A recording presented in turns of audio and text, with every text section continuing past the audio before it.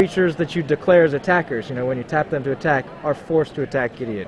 Yeah, I remember reading about that. So here we are, round 9 of the Star City Games Open Series here in beautiful Atlanta, Georgia. I'm Gavin Verhey. I'm joined here by level 3 judge. That's correct. Ricky Hayashi. And we're about to watch a really cool feature match between two non-Caw-Blade decks. Non-Caw-Blades. Two pretty interesting decks, actually. On your right is Donnie Noland. Donnie is playing like a mid-rangey Jund deck. It's got some big fatties, some ramp spells. It's like Rug, but instead of the blue, he's like, I'm going to play black instead. And so it's got Grave Titan, Inferno Titan, Sarkin the Mad, Liliana Vess, Explore. I love this Singleton Red Sun Zenith he's got here. The Zenith to get him going long. And then on your left side is Elliot Mork. Elliot is playing Elves. Just everything you can imagine in an Elf deck. And he let off without a 1-drop here for Elves. So he must have a pretty spicy hand. It looks like he has Arbor Elf in his hand. He must have just drawn it. Right, and he plays the Fauna Shaman. Donnie's got the Lotus Cobra, which is exactly what he wants on turn 2. Yeah. Lotus Cobra just explodes you so fast. How many fetch lands does he have? Well, there's one right. I was thinking about it. Thinking about Verdant Catacombs. He's calculating whether he can make some kind of monstrous play on turn 3. Yep, he goes for Verdant Catacombs. He's going to make a mana. 3. Oh. So he's currently floating a mana? Yeah. Off the Cobra? If he remembered. We don't know for sure. He didn't indicate what color he was adding. Well, we can't tell if they said anything or not. True. So in theory, he's got 2 mana from the Cobra right now. I'd be insane if he cast a Titan. A Titan right here. I don't think he has it, but the one interesting thing about Elliot Mork's deck, only 2 Draga Warcallers. Otherwise, and 4 Viridian Corruptors. Otherwise, it's pretty standard. Those Viridian Corruptors. 4 Corruptors. Those Corruptors not doing a lot in this matchup. No. But that's interesting. What can he pump with? He's got the Warcallers and Azuri Renegade Leader and Elvish Archdruid, so he could get random. Chandra Nalar. All swamps and forests with Chandra Nalar. So he did make 2 red mana off the Lotus Cobra here, is what we have to assume. Oh.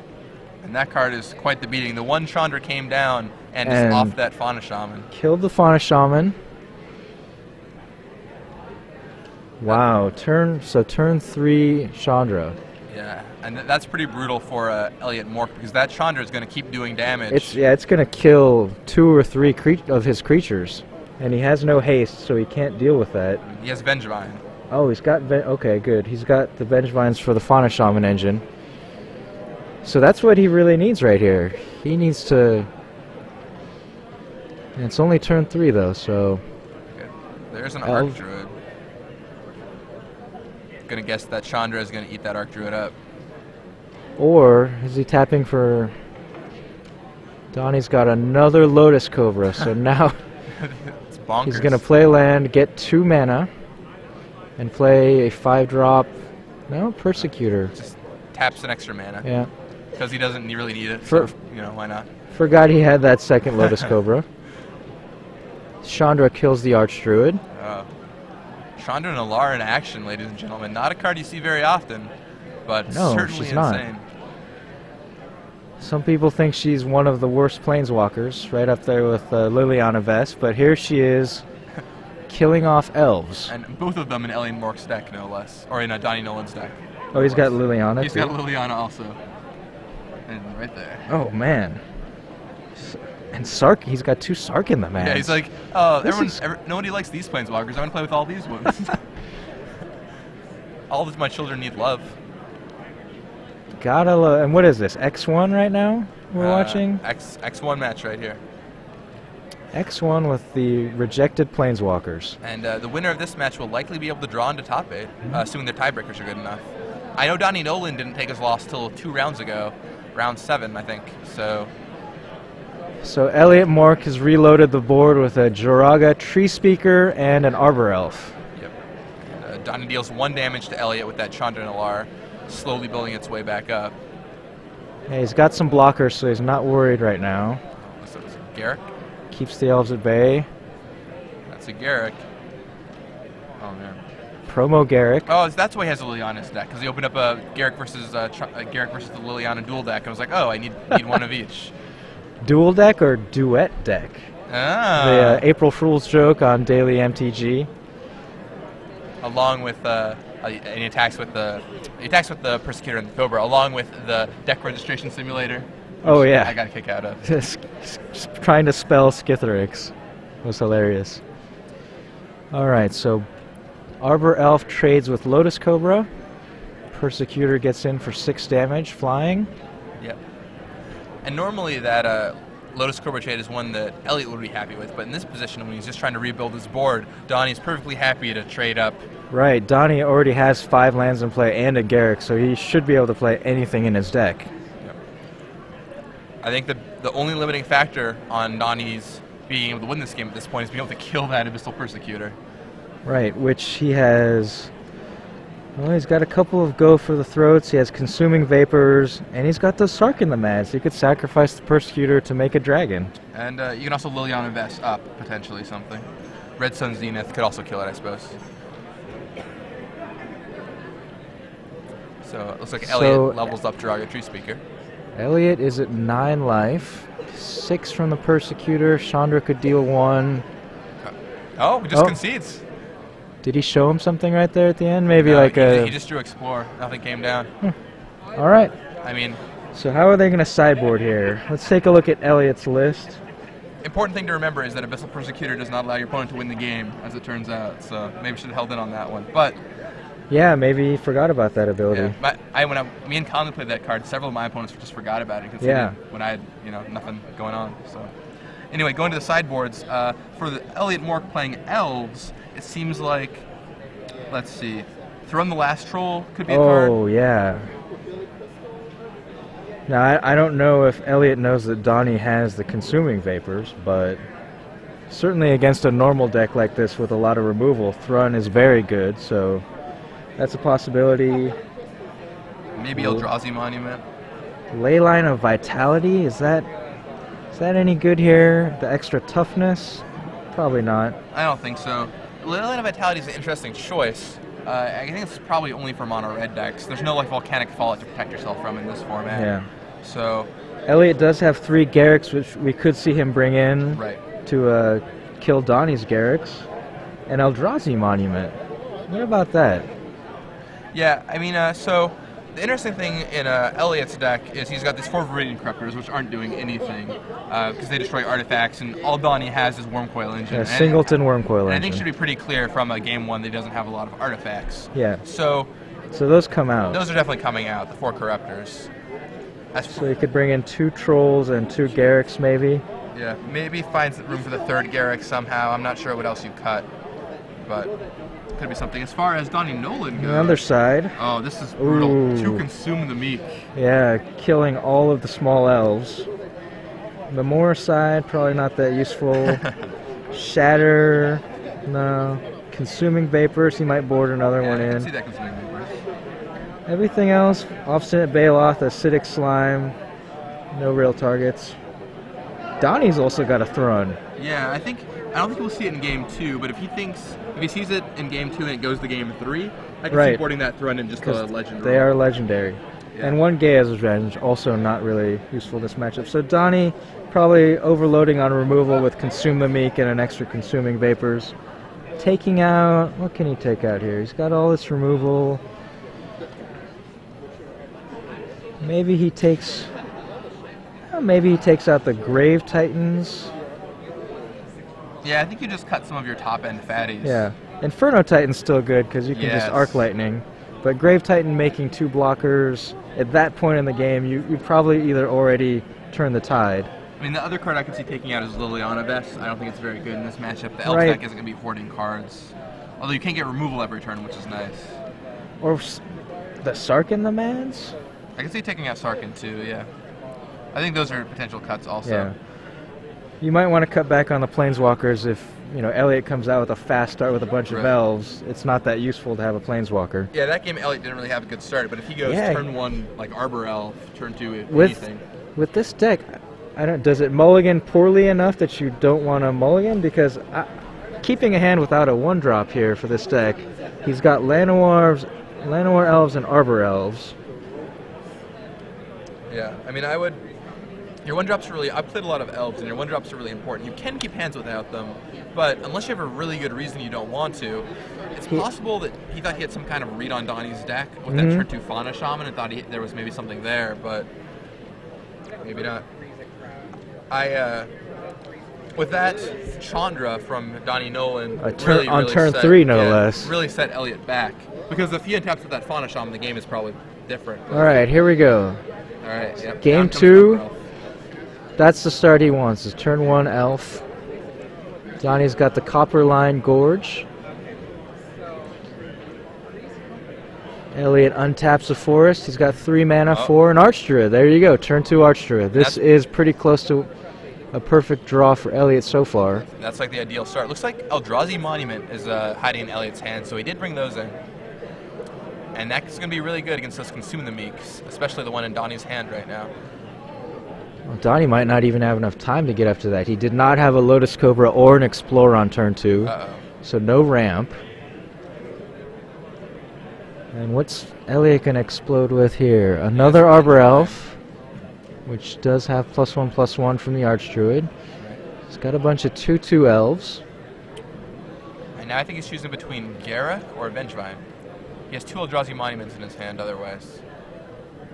Archdruid taps for 3. He's got 4 mana. Goes for the Garruk. What'll it be? Beast or lands? It's got to be untap the lands because he can just threaten that overrun, right? Oh no, goes for the Beast. Goes for the Beast, indeed. Okay, so he's going to play for a little bit more, a little slower here. Serves in for 2 with that token, or with the Arbor Elf. There's the Explorer. So turn late on that Explorer for Donnie, but And he's trying to get to Consume. And we see a Lotus Cobra in his hand. Okay. So he plays his land for the turn, land for Explore, and drops the Lotus Cobra. So now he can really, if that Cobra stays alive, he can get the double black for the Consume the Meek. It looks like there's a Sarkhan the Mad and a Grave Titan hiding in Donnie's hand. So he kept both of those cards in. Yeah. Maybe he didn't board at all. Maybe not. I mean, well, he's got he's got the Consume. So what? Wonder what he took out. It's possible he shaved one of the Sarkhans and left one in. That's true. I'm not sure. All right, so more Arbor Elf untapping to get 3 mana. Oh no, and he untapped with Garruk to play the Monument. So now he's got flying, indestructible 3/3 elves. That's pretty brutal. And he's got a Vengevine he can play out too if he wants. I think that's what we're going to see here. So he taps the Archdruid for 3, plays the Vengevine. Take 9. Oh, and he's got the token, so 9 damage in the air. Yeah. And even that Consume the Meek not doing a lot right now. Cannot destroy anything anymore. They are indestructible. And he puts the reminder on top of his library. Good idea. Especially because with Eldrazi Monument, I guess it is mandatory, so you would back up in that situation? Is that no, you just put the trigger on the stack, and he would be forced to sacrifice a creature at that point, whenever they remember the trigger. It's not a trigger. It's not like how many of the cards are worded where if you forget, it'll go Right, away. it's not like Echo, where if you forget, you must sacrifice it. It is mandatory to sacrifice. If you can't sacrifice a creature, then the monument goes away. So Donnie's in a tight spot here. A lot of his outs are going to be invalidated by the monument. Yeah, I don't know what he can do. He doesn't have a flyer. He can't kill any of those creatures. Persecutors do fly, but does he have one here? I think he might have a Persecutor, but that's still not going to help. I mean, you block a creature, can't even kill it. Reads the monument to make sure it gives indestructible. Right. Yep. My removal is blanked. He reads the monument. All right, so now he's going back to his sideboard. He's seen the monument. He has a Singleton Shatter. Come on, Shatter. Maybe Memoricides if he's really worried about the monuments. I can see the acidic slime potentially if he wants to slime away a monument. The problem is the slimes are pretty bad against everything else. So if Mork plays a monument, it's great. But if he doesn't, you have a 5-mana 2/2 Death Touch, which I guess blows up a land. Not that exciting. And it doesn't look like Elliot went back to his sideboard. He's pretty happy with how that game turned out. Yeah, I think that's exactly what he wanted the first game. But Donnie's thinking here. Man, I lost a monument. Man, who does that anymore? Right. It's been a year and a half since the Andersons swept Nashville with Monument. Yeah. Todd and Callie met up in the finals, didn't they? Yeah. The Nashville. Yeah, it was the finals, I think. At that time, they were still 5Ks, I believe, before the Open Series took form. That was the first. That was the first thing, right? That was the first one. I believe. What, Monument? No, the one the Monument one, the Cali one. That was the first one before there was like anything, I think. I think they had like maybe a half dozen 5Ks that year. Okay. And then the following year they upgraded to the Open Series format. Yeah, just great tournaments, like totally worth coming out to. 500 strong here, a little over 500, 518 players. I mean, you remember when 500 was a good GP? Yeah, I right? mean, we had GPs last year that didn't get 500 people. Did we? Yeah, Houston. No, Houston had about 600 or 700, I thought. Really? Yeah. All I remember is Houston was really underattended. It was, weekend. And it was the extended season, which was not very popular. Yeah. Because Dark Depths was far too dominant. So Donnie's made his changes here. Shuffling up. 500 people for an event is great. It's awesome turnout. And I love it. I love seeing people play Magic and enjoying it. And seeing people travel for it, too. I mean, it's great seeing that the Players Club it's so good, and it's breeded such a good environment for players like Jerry Thompson, Alex Bertoncini, AJ Soccer. Like, they get those Players Club points, and then they just get awesome rewards for playing in all these tournaments, you know? Like, Alex gets $250 now when he's just up to a tournament, I believe. Is he level 7, or is he still level 6? I think he was at level 6. He's level 7 as of this tournament. As so of the this next tournament. The next event he goes to, he will get his level 7 benefits. Even then, still making $100 every tournament he goes to. Yeah, and that should cover a great deal of his travel expenses. So kind of free rolling the tournament. He also gets free entry for his level benefits and two buys. Free sleeves. Don't daze me, bro. Which one's your favorite, Gavin? It's definitely Don't Daze Me, bro. Yeah. Your Fired comes in a close second. Are you a fan of The Apprentice? I am a fan of The Apprentice. Are you watching The Celebrity Apprentice right now? We'll talk about that later. Welcome Maybe back. off the air. All right, so Donnie in. starts with a forest and a fetch land, Verdant Catacombs. Elliot has the 1-drop again, Llanowar Elves. Right, let's see if Donnie has the removal spell. Yeah, if he can kill that Llanowar Elves, it could slow down Elliot. Don't want to see him play another turn 2 Archdruid. Yeah, it'll really temper Elliot's start if he can cut off his early. Does he have Go for the Throat? Nope, Lotus Cobra. Still very threatening. That's not bad. He can play something, turn 3. He got Red Sun Zenith. Consuming Vapors. Consuming Vapors. So Elliot's got the draw again with the turn 3 Archdruid. That's the draw you want to have. Donnie has the fetch land. Make a mana with Lotus Cobra.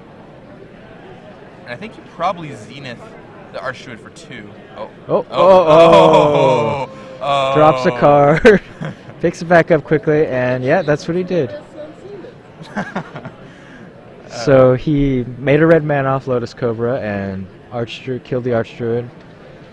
Yep. And it's exiled too, which I guess is not relevant here. There's the one Molten Tail Masticore. So I guess it could be relevant, theoretically. It would be very relevant for Vengevines to Red Sun Zenith. So that's a little extra benefit. I actually forgot that Red Sun Zenith did that. Kind of a random effect on the end of it. Yeah.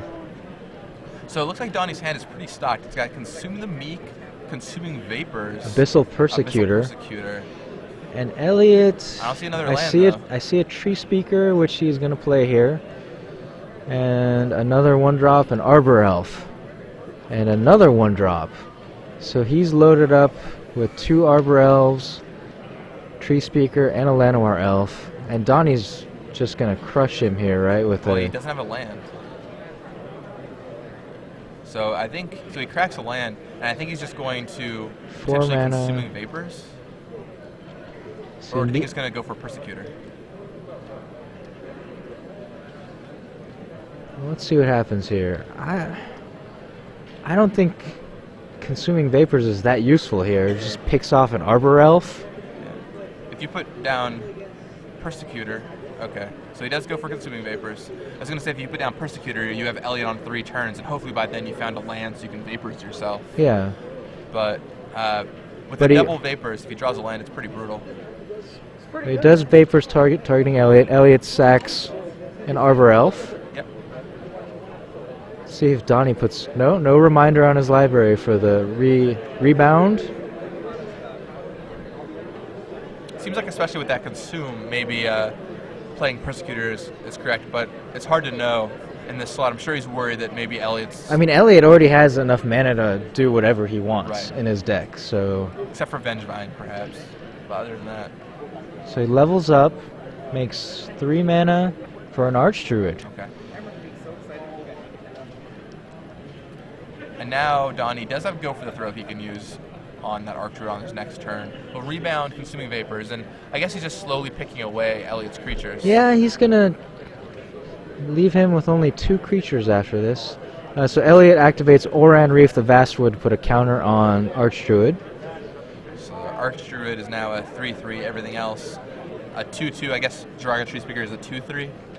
But So the funny thing about the Archdruid is that Donnie's gonna gain an extra life from that extra toughness here. How convenient. So draws Lightning Bolt, but But still doesn't have a land. Yep, does not have a land, but still doing a pretty good job of Yeah, keeping Elliot off of the critical mass of guys. Just a Tree Speaker and an Arbor Elf now is not a lot of beatdown. I think Elliot's got a Fauna Shaman, though. yeah. That Fauna Shaman's going to be a big issue. Yeah, if Donnie's out of spot removal, Elliot could take back control of the game with the Fauna Shaman. Now Donnie does have a Lightning Bolt in his hand, but if Needs a red mana, or just needs a land with the Lotus Cobra. right, any land would do it.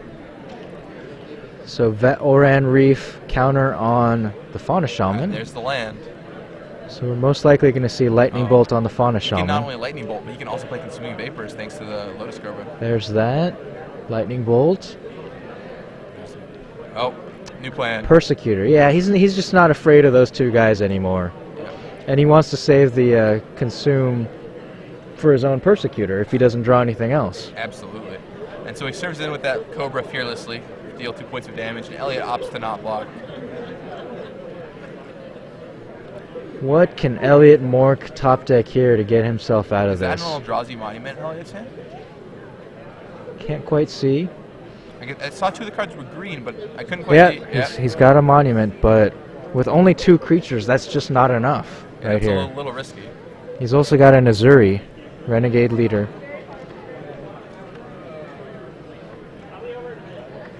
One, two, three, four. He's gonna go for the monument. Wow. Monument. But Just trying to buy some time against that Persecutor by holding it off, maybe. now that Persecutor does have Trample, Ooh. so it doesn't even prevent that much damage. Oh no, new he's plan. trying to race. Oh no, he just added some. Oh, mana. okay. Yeah, since we can't hear what they're saying, he taps that Arbor Elf. It's like he just attacked. Nope. Nope. Looks like Explore for Donnie Noland. Okay. So he chooses to. So he's gonna use up the Consuming Vapors here. Yep. We'll need to find another way to kill off his Persecutor once he gets Elliot down below 0. Unless Elliot just concedes prematurely again this game. Sure, we saw him do that in Game 1. Now I think you probably just attack with that Persecutor.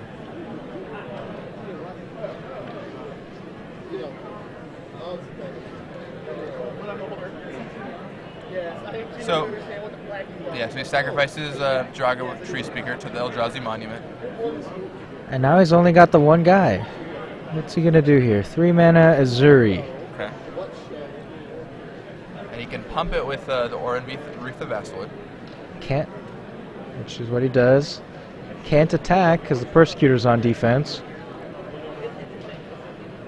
Go. So yeah, he's playing the defensive game with Persecutor here. Donnie Noland says sack a creature. I don't care if they're indestructible. Yep. And now I think we'll likely see that a Persecutor come in for Yeah, some damage. He's going to trample over Azuri and try to put on the races. Well, because Azuri has to get sacrificed to the monument now. Right. So it's not even going to swing back. Oh, oh no. I wonder if he realizes this Persecutor has trample. Maybe So it's possible that both players have missed something about Abyssal Persecutor. The underused card. Always read your cards and know what they do, right? Very important. Is that obstinate Bailoff for Elliot Mork? I couldn't quite make out what it was. Yeah, that's what it was. But he can't play it because it's just going to get sacrificed. So he has to wait a turn for his own monument to go away. Oh, rough. Now here we go. Swing in for 8. Drops Elliot down to 8. Okay, Donnie says go. Monument gets sacrificed. He's got a bolt in his hand. Well, the Bailoff will at least gain him 4 life and buy him a turn. Elliot goes back to 12. Buy him some more time. Let's see. Plays Raging Ravine. Nice little land. And in comes in Persecutor for 6. Going to drop Elliot down to So 6. back down to 1 swing from the Persecutor, but Donnie has not found a way to kill it yet, has he? No, he hasn't. We'll see if we get that premature scoop again. We'll see what happens. Never scooped a Persecutor. Persecution. Alright, Bailoff serves in. Bailoff swings. 4 damage. Donnie's at 21 life still. Yeah. Gains all that life from the consuming vapors. Man, yeah, great position for Donnie. He's sitting at 25, or 21, I guess. But alright, Orin Reef makes those 2/2s. That's something. If Donnie doesn't find a way to kill Persecutor, he's got 1 bolt in his hand. Right, and it Consume the Meek, which could potentially set Elliot Mork back. Raging Ravine is activated. Gets a counter, becomes a 4/4. Alright. Will he scoop? Will it blend? You're going to be at 0, dude.